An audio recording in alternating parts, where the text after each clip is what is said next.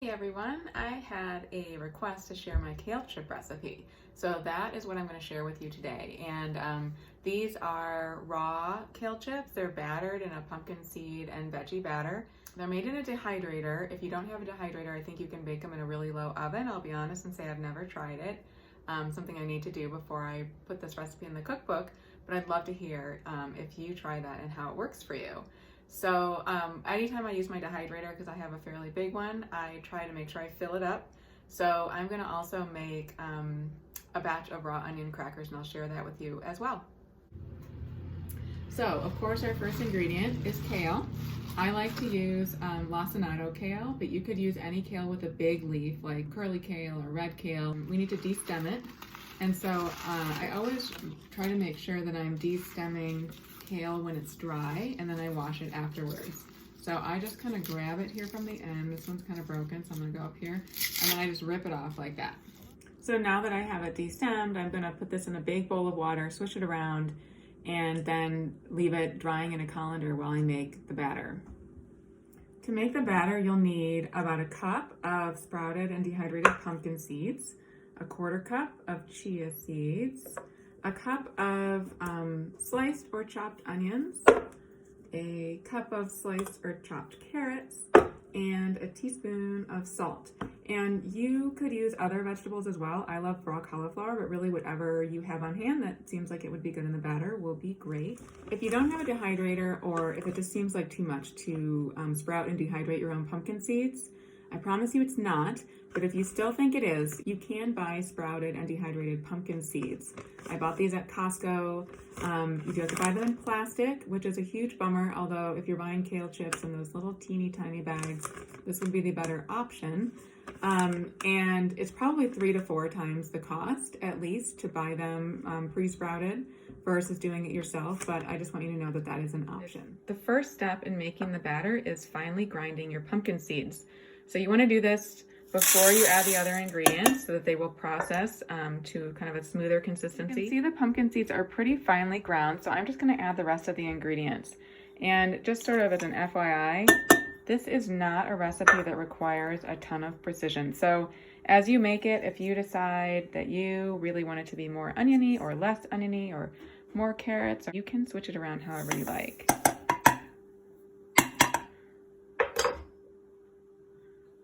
Salt. So that was my onions, my chia seeds, my salt, and I'm going to add my carrots. So now I'm going to process this into a fairly smooth consistency.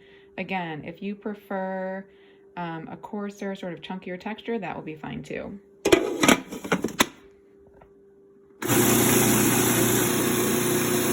is pretty uniform, and when you press it down with a spatula, it kind of sticks together, so that's important. If you need to add a bit of water, that will be fine as long as it's kind of got enough body to stick to your kale leaves.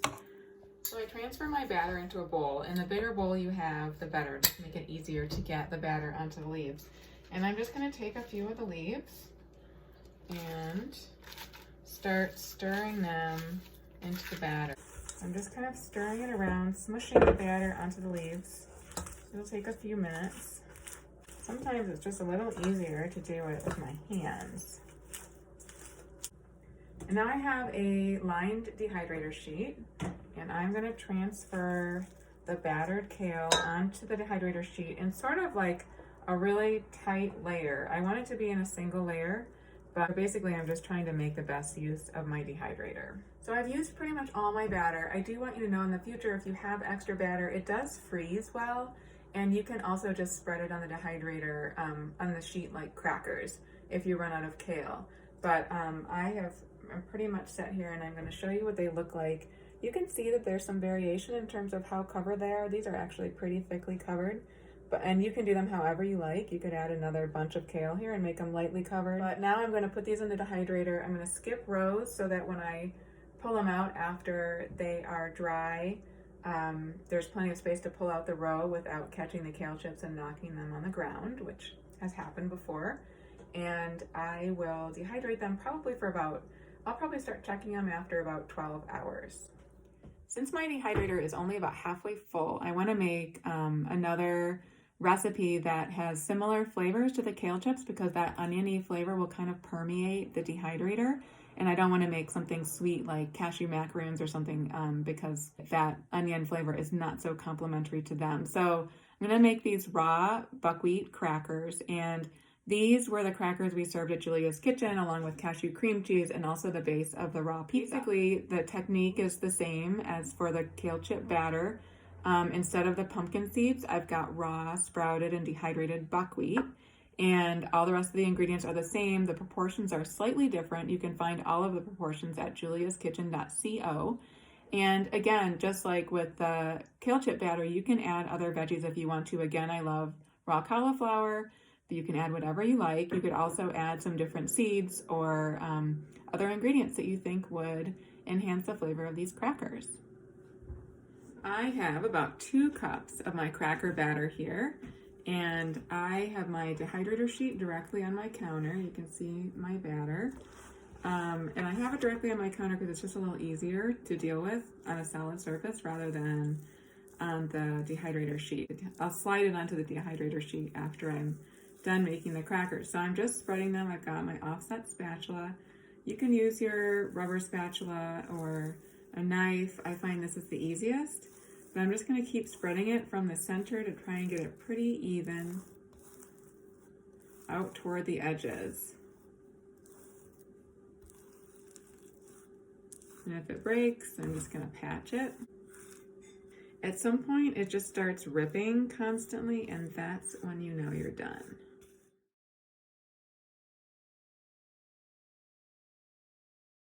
So I made these crackers and kale chips last night and left them in the dehydrator overnight. It was set for 112 degrees, and by the time I checked on them this morning, they were done, so it's good to go. Sometimes I'll go to check on them and they are not quite done, so I'll flip them over. And for the crackers, I'll flip them right off this liner directly onto my sheet so that they'll dehydrate a little bit more quickly. And then it just usually takes another hour or two for them to be done. A couple things on the crackers. The recipe calls for 1/2 to 3/4 of a cup of water. I like to use 3/4 of a cup because it makes it really easy to spread them out on the sheet, and I like the crackers a little bit thinner. But the downside of that is they can pull apart, which you can see in a couple spots they did, and they're just a little bit more fragile. For me, that's not really a big deal, so I prefer them to be thin, so that's what I do. If you want a little bit more of a sturdy or thick cracker, you can use less water and just start with 1/2 cup and just use little bits just as you need to process the batter completely. And another thing you could do is you can see that my second half tray actually didn't do that, and that's probably because it sat while I was doing the first and allowed those chia seeds to do their work, so they stuck together a little bit better. So those are 2 options. You can kind of play around with it and see your preference. Then in terms of the kale chips, the recipe calls for 1 to 2 bunches of kale. I used 1, and it was not a huge bunch, mainly because we're quarantined and I wanted to save my other bunch of kale for something else. So I'd probably recommend using a little bit more kale. These are more heavily battered than I would like, but you'll get to know your preferences and you can decide. I would just always have at least 2 decent sized bunches of kale on hand, and then you can keep using it until the batter runs out and keep the rest of the kale for something else. You can find a list of ingredients for both the raw crackers and the kale chips at juliaskitchen.co, and you are also welcome to get in touch with me there to ask me any questions about these or other recipes. I hope you are doing really well, or at least hanging in there, and have a great day, and I'll see you soon.